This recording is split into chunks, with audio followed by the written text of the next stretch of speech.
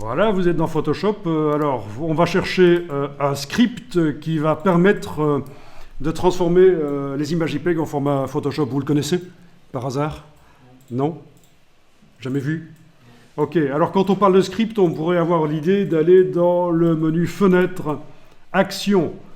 Mais ça, c'est ce qu'on appelait anciennement les scripts, mais maintenant ça s'appelle des actions. Ce sont des macros, ce sont des routines qu'on enregistre et qu'on peut réappliquer. Mais quand je parle de script maintenant, c'est pas de ça dont je parle. C'est dans le menu Fichier, Script. Voilà, ce sont des scripts qui sont programmés en JavaScript ou dans d'autres langages de programmation et qui sont livrés avec Photoshop. On en trouve aussi des gratuits ou des payants sur le web qu'on peut ajouter à Photoshop. Mais en tout cas, celui qui nous intéresse ici, c'est le script qui s'appelle processeur d'image. Donc, menu, fichier, script, processeur d'image. Jamais vu ça? C'est génial pourtant. Alors, vous allez pouvoir sélectionner le dossier des images à traiter. Donc, sélectionnez un dossier, vous cliquez sur sélectionner un dossier et vous naviguez jusqu'au dossier links. Voilà, c'est le dossier links qu'on indique comme étant le dossier des images à traiter. Vous allez déterminer l'emplacement où vous enregistrez les images traitées. Est-ce que vous les mettez dans le même dossier ou est-ce que vous les mettez dans un autre dossier? On peut les mettre dans le même dossier. Elles ne vont pas écraser les JPEG parce que l'extension va être PSD. Oui, on va les mettre dans le dossier links, ça paraît logique de faire comme ça, dans ce cas-ci.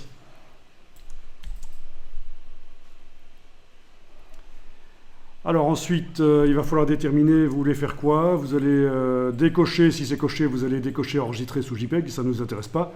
Il faut cocher enregistrer sous PSD. Maximiser la compatibilité peut être coché, ça ne mange pas de pain.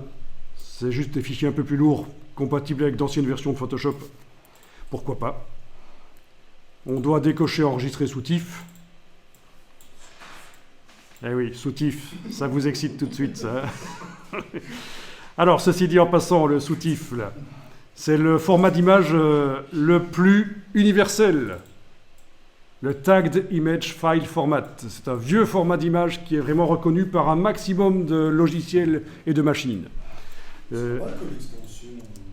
Oui, donc les extensions, traditionnellement, quand c'est Mac, elles sont indiquées en 4 lettres, 4 caractères.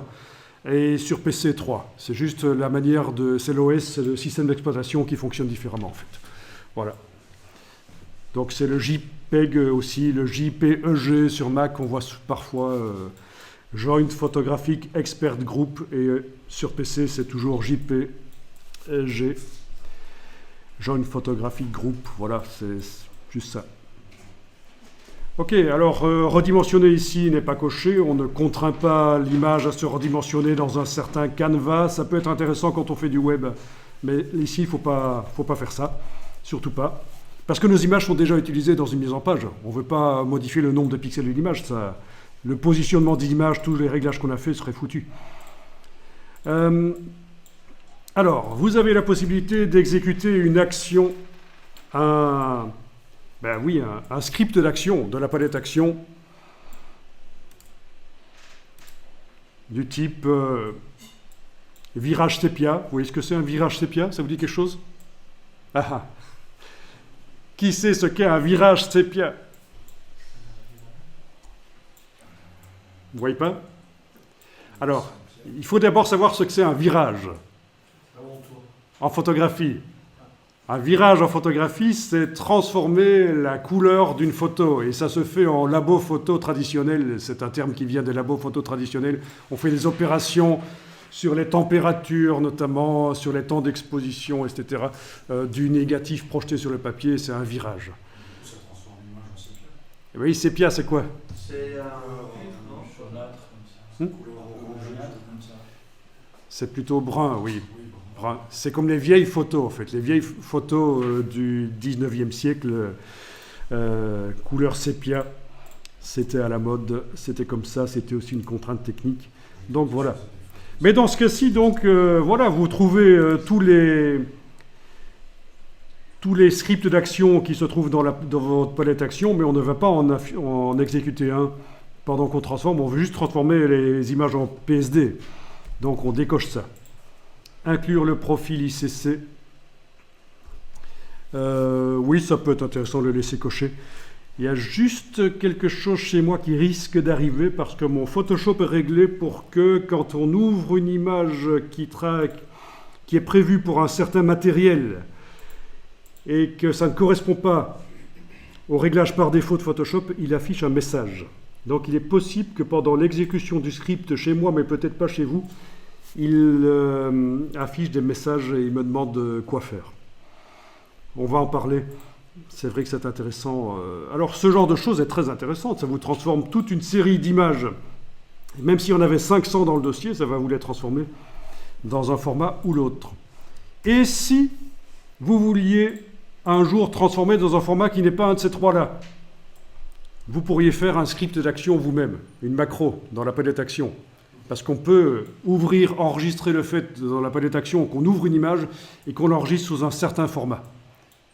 Ça, c'est tout à fait possible. Mais bon, ici, ça marche. Écoutez, on va cliquer sur exécuter, on va voir ce que ça va nous faire. Voilà, ça bosse, ça bosse, ça bosse.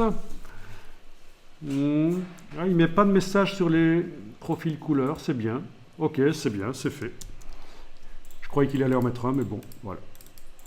Alors, si je vais voir dans le dossier Links, je trouve un dossier PSD dans lequel il y a toutes les images au format PSD. Haha, incroyable. Trop fort. Après,